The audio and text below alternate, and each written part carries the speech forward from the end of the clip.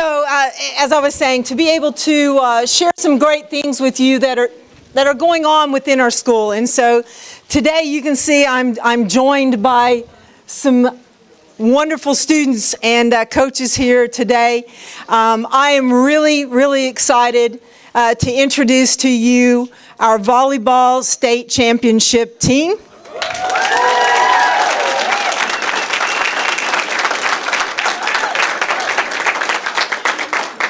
These girls were able to accomplish something that no other Humble ISD volleyball team has been able to accomplish in 100 years of our existence.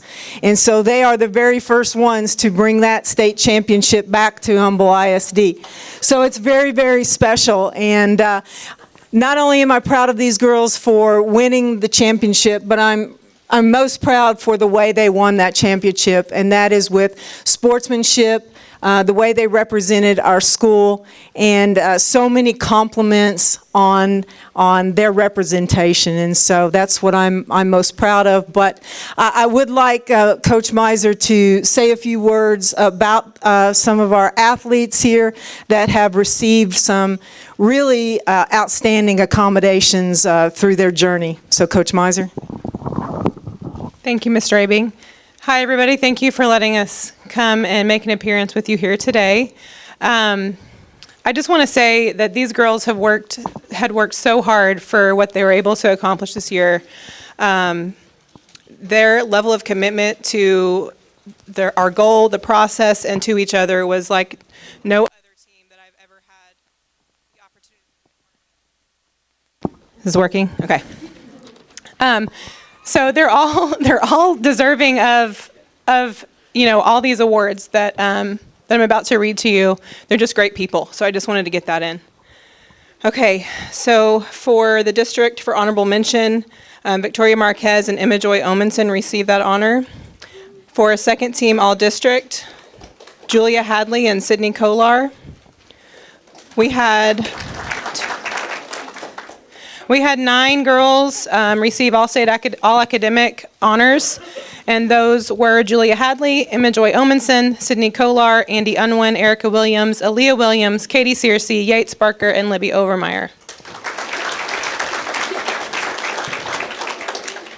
Now I'm going to kind of go through each individual girl that received some pretty exclusive honors. Aaliyah Williams received the GHVCA Second Team All-District recognition, VIPE Second Team, and First Team All-District. Yates Barker received GHVCA All-Star Team and Second Team Selection, and VIPE Honorable Mention, and First Team All-District. Erica Williams received TAVC All-State and Newcomer of the Year, GHVCA First Team and Newcomer of the Year, State Tournament All-Tournament Team, VIPE First Team, and District Newcomer of the Year. Katie Searcy received TAVC All-State Defensive Player of the Year and was selected to the All-Star Team, GHVCA First Team, All-Star Team, and Defensive Player of the Year, and State Tournament All-Tournament Team and District Defensive Player of the Year. Libby Overmeyer received TAVC All-State, TGCA All-Star Red Team, VIPE Player of the Year, GHVCA First Team and Hitter of the Year, State Tournament MVP, and All-Tournament Team, and Cron All Greater Houston Player of the Year, cron.com.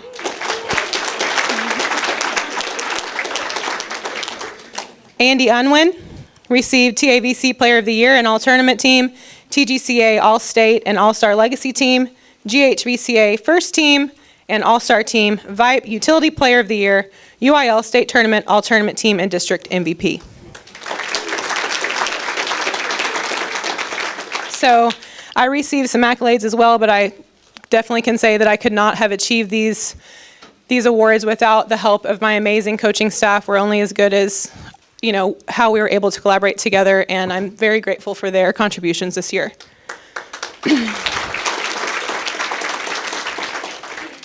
Thank y'all again.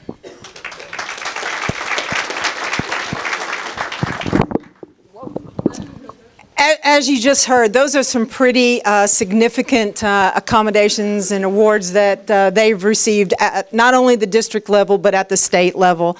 So a pretty special group of girls. So please, one more round of applause.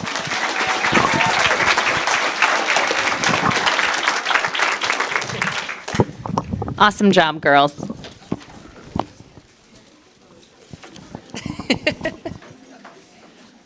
Now you got to go back to class. Sorry. A little bit of a break, right? All right, that was awesome. They also have up on display here some of their awards and pictures, and they were in a magazine. So on the way out, if you want to stop by and look at any of that stuff, that's a really great thing that they did. So next, we're going to have Adam Galan from Montgomery County Area Engineer TxDOT on the 494 Kingwood Drive project. It's going to be great, folks. It's going to be great.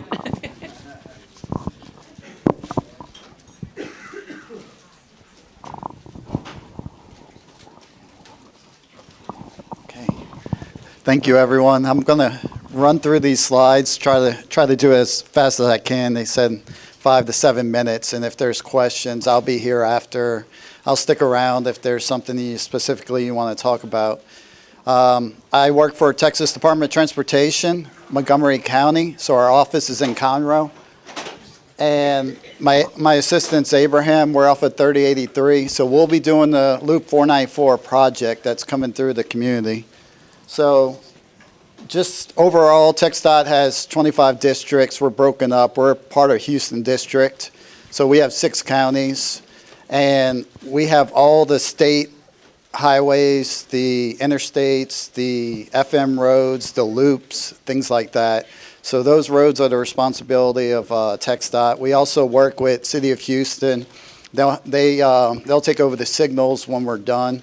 So any of those signals that's theirs, they'll take it over. But we're going to construct all of that on Loop 494. So this is the project. It goes into Harris County. It starts at Sawyers McClellan, and it goes up to it goes all the way up to North Park, and so just north of Kingwood. So we'll be upgrading the Kingwood intersection. I think is the biggest impact for everyone. We'll be doing a lot of work on 494. So there's businesses on 494 we've reached out to. The project has been around for a while, since at least 2007. There was funding. It wasn't able to get funding, so there was public meetings back then, and everything got finalized. It sat idle for a while because of the funding, and then it got reignited and it got fast-tracked, and so we're going to construction. Now, one major hurdle we got is the railroad, and we have to have an agreement with the railroad. Right now, I do not have that agreement. So when I'm going to be constructing Kingwood relies on that agreement, so they're kind of tied together. So what I've done is with the contractor, we've released them already to go to work, and we're going to start work, and we're not going to hold up the whole project just for the Kingwood intersection. We've got plenty of work to do, as you see, along the whole corridor. So essentially, we're going to widen the road to 4 lanes. It's going to have a turn lane north of Kingwood. It's going to have it's going to be divided south of Kingwood. It's going to have sidewalks out there. Some places you'll have sidewalk on one side. Some places you'll have it on both sides, just depending what's out there. So it's hard to see on this. We're also doing drainage improvements. That's going to be one of the toughest things to get through. The drainage and the utilities going across Kingwood and in and around there, that's going to be probably the hardest obstacle. So we'll probably, if there is any impacts to the project, it'll probably be when we're doing that drainage. That'll be some of the first things we're doing. North Park Plaza is where we're starting and comes through Kingwood. We are rebuilding the whole Kingwood intersection, so I've got to raise it over a foot. So what we did is we're going to put asphalt, and we're going to raise the whole thing up with asphalt. It will be concrete at the end, but to get everything up, so the railroad, right now you go up and over, and so we're getting that intersection up so it's a smoother, we can get more cars across the railroad tracks. So bringing the whole profile of the road up over a foot. So to do that and keep traffic moving through the intersection the whole time is a real challenge. So we'll be doing a lot of the work over the weekend. Kingwood will be down to one lane going through there. It's going to be rough. I mean, that's just, it's going to be rough for us. It's going to be rough for the contractor. It's going to be rough for the vehicles. So, but instead of closing the intersection down completely, this is pretty much the alternative we have. Keep one lane through the whole time. We're going to have detours, and we're going to shift traffic across, so you're going to be shifting and going across and then going back because it's a divided road, so we've got to move traffic from one side of the road to the other side of the road. So the asphalt will get everything up. We'll come and do quadrants of concrete with fast track pavement, high early strength. So we'll pour it, it'll be open it up, so you'll have it during the weekday, and then get out there, do it again on the weekend, do another quadrant, and then just keep building pieces of the intersection over the weekend till we can get that whole thing with concrete. So right now I don't have an exact time frame for everyone, but contacts, I'll get that information out. This is it right here, 2 lanes each direction, center turn lane, curb, and you're going to have sidewalk. And then we're going to upgrade the signal. And then further south, we're going to extend the project all the way down there. It's going to add sidewalks, and it's going to have a divided median south of Kingwood. That's what it's going to look like as you get further south. So you see that divided median there. You'll have left turn bays, and you'll have some openings at different locations, and then you'll have sidewalk. And then it goes down to here. And we're also doing driveways out there. There's a lot of impacts to the businesses south of Kingwood because there is no defined driveway, and we're coming back with curbs, so we're defining driveway. And so it's all in the existing right-of-way, but what's now happening is a lot of that over time, businesses have used that to park and to have their business. Well, we're having to use the entire right-of-way, so we're putting sidewalks, we're adding lanes. So it's a real impact. We've walked door to door and tried to get the word out. I'm doing talks like this to get the word out that it's coming. So I will stick around. Here's my contact information if y'all want to call the office, and I will be here. Okay. Is that quick enough? Yeah. It's a lot of information, I know. That's great. Thank you. Adam's a nice guy, so don't shoot the messenger, right? That's going to definitely have an impact. So maybe Mills Branch to Ford Road's looking pretty good right now on the weekends. All right. Next, we have Blake Roberts, the general manager of the Kingwood Country Club, to give us an update on that. Yeah. Sam's got it. Oh, sorry about that, Sam. He's taking a lunch break. I get it. So, about a year and a half ago, I stood in front of everybody. How many of y'all were here for that? How many remember me starting 5 days before Hurricane Harvey? How many felt sorry for me? I'm 590 days later. And hopefully somebody will be able to tell me how to make this thing go forward and backward. That's what we look like. August 27th, or 28th, 29th, 30th, keep coming. They kept getting higher. This was the last time somebody could actually physically be on site. If you notice, if anybody's ever been there where you can see the scoreboard, that is a floating container that's out there in the middle of nowhere. It used to be holding gas. It's no longer holding gas. It's empty. It's somewhere out there. That's the main clubhouse. That's one of the rescue boats that was actually going to rescue homeowners next to the golf course. Can they dim the lights? I don't know if they can dim the lights on that one. But the back of the clubhouse, you can just barely see. It was all the way up, about 4 foot to 6 foot on the back side of the clubhouse. Made for a fun time for us all. Some of you might cry again, I get it. This is 10 days after. Does anybody know what a flood brings? A whole lot of silt, a whole lot of sand, a whole lot of fun. This is actually the Marsh Golf Course. This is them bulldozing, and yes, it is a bulldozer, and in some spots it was up to 6 feet deep of silt. And no, we could not put that back in the lake. I get asked that all the time. What did you guys do with it? We recontoured the golf course. And it's a lot more fun when you get to recontour a golf course on your own, not have a designer, so you just kind of put it together. Here's what it was, which was a great moment in time for us back in July. This is what the golf courses looked like. We had our first photo shoot in July of the different golf courses to be able to show off and showcase what we have been able to turn them into. This is number 18 of the island. Those first pictures that you saw with the water and the buoy and everything else, that is the same golf course. That is where all that water was sitting, and that's where all that water was standing. So some of our members know that on September 10th, we got Deerwood open. We got all the different golf courses open. By the end of December, we had all the golf courses with sand back in the bunkers.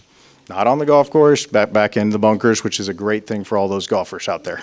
And I can see a bunch of my members out here, so it makes it even more fun.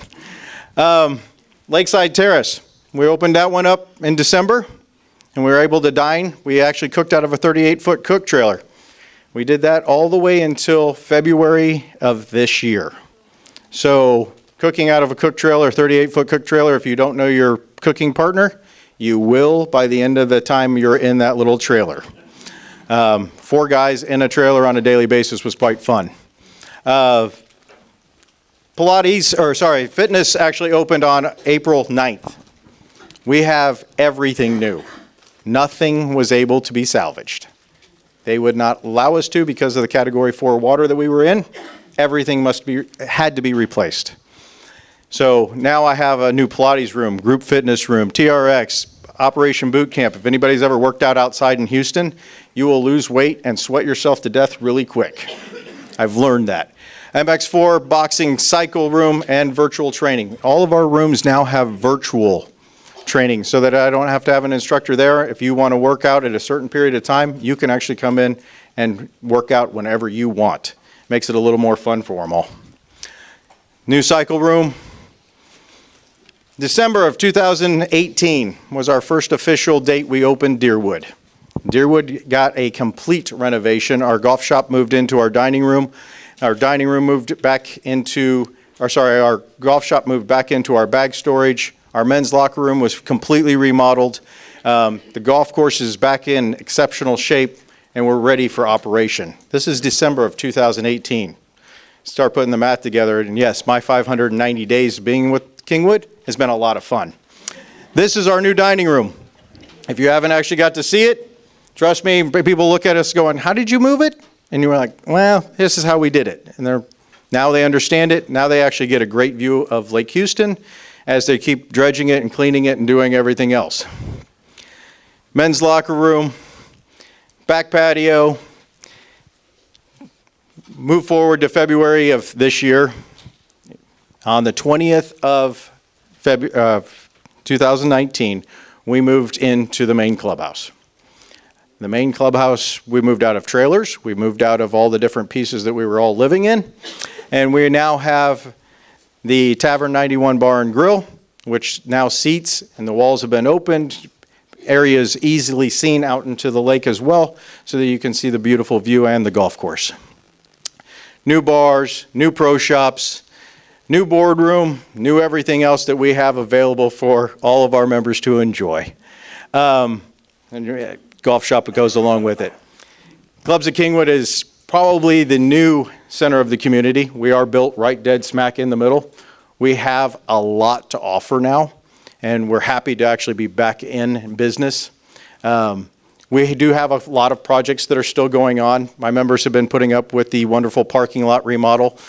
If anybody's ever tried to remodel a parking lot in the middle of a storm, springy fall, and all that other part that went along with it, we've struggled a little bit along the way, but we've almost to the finishing point.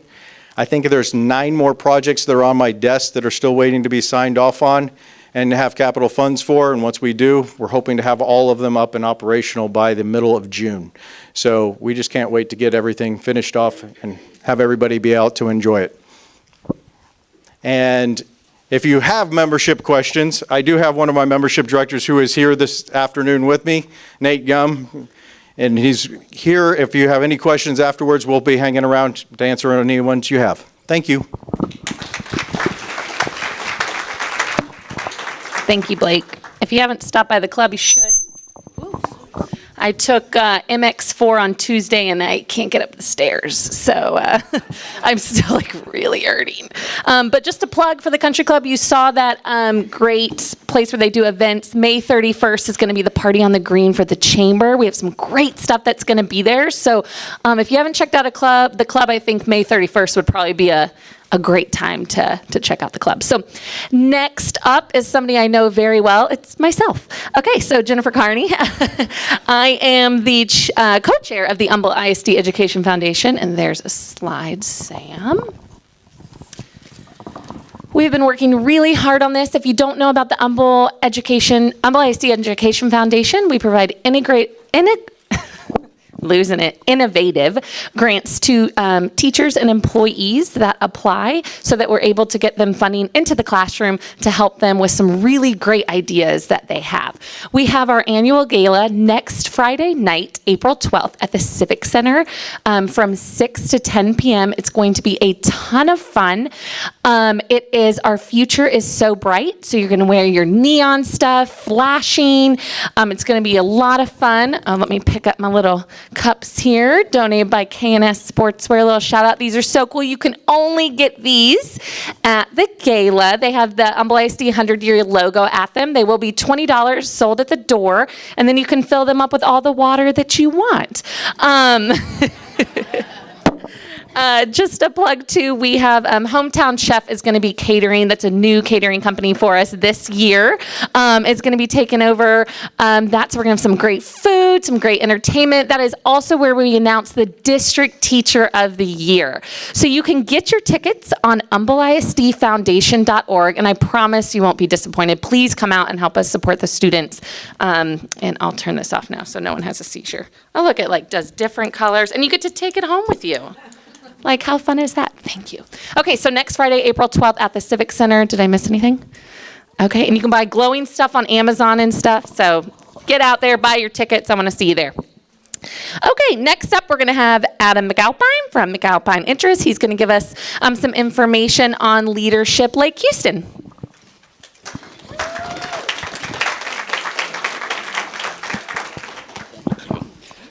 All right, so I was talking with Chris yesterday, and I said I'd just do a quick plug at the beginning of the session because I hate public speaking. So she hands me the agenda and said I'd put you at the end just so you had to sit through it. So much appreciated.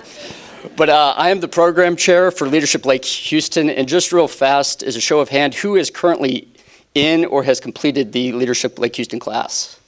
All right, so there's a good number here. So for those of you who are not aware, Leadership Lake Houston, it's a program that identifies emerging leaders in the community.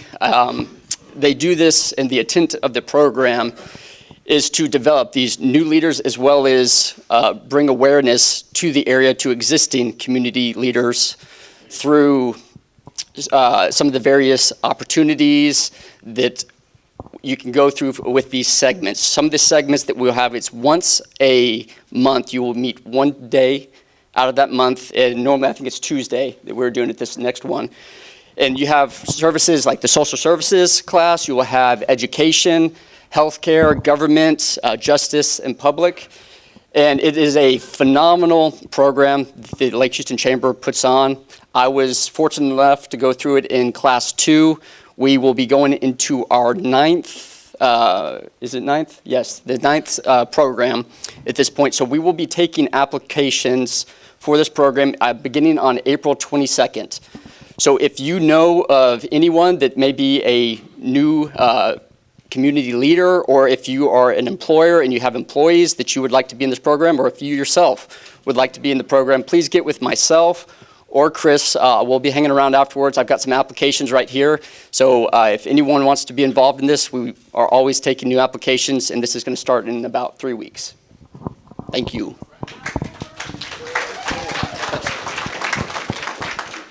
Awesome. I need an application, actually. I'm going to be doing that. So I'm a lot of fun. If you want to sign up with me, feel free to grab an application. Well, I think I'm fun. Okay, so next up, this is something that a lot of people have been talking about in the area. We have Leah Manlove Howard, the Chief Strategy Officer, VP and Program Chair of the American Advertisers Federation in Houston, and Michelle Hunley, the President and CEO of Stratus Consulting. And this is an update on the Heron Project on Woodland Hills. Just to start, how many of you have heard of the project? That's what I thought. So I don't want to give you the same information that you've heard over and over. So we will open this up for a few questions. I know that we have a time frame. But I think the important aspect of it, just like the golf club that just presented, I think it's important to remember that this project was vision casted 5 years prior to Harvey. And he, just as well as many of you, was devastated by Harvey. And the amount of silting that he's had on his property is devastating. But the important aspect is that now we can plan.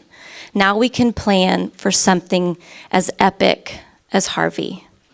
And I think that that's why it's important to communicate with this specific group, because you guys can actually help make some really valid input on maybe access and mobility, potential investment that you think could be an important aspect to this property. I know that I saw a lot of hands, but I just want to show you exactly, in case you aren't familiar with the project. Here, Michelle, can you, no, thank you, my Vanna White. Okay, so basically, it's to the right of Woodland Hills Drive and south of Kingwood Drive. And he also owns some property that's over here. So the plan is to do this in phases. The north part of the project is the residential section, which are not your typical single-family home. They are going to be built up on stilts. As I mentioned, this project is within a flood path. So he envisioned that way early on. He worked with world-renowned architects to work through some of the dynamics of the property itself.